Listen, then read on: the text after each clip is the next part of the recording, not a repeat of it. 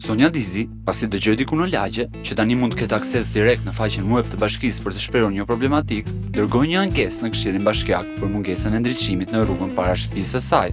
Sa u habit Sonja Dizi kur mësoi se kontaktet e këshilltarëve tani janë bërë publik. Miri, teksa pinte kafen e mëngjesit me fermerët e tjerë në kafenen e fshatit, plotësoi sondazhin e konsultimit për buxhetin, duke kërkuar përmirësimin e rrugës që lidh fshatin me tregun ku tregtohen produktet e tyre.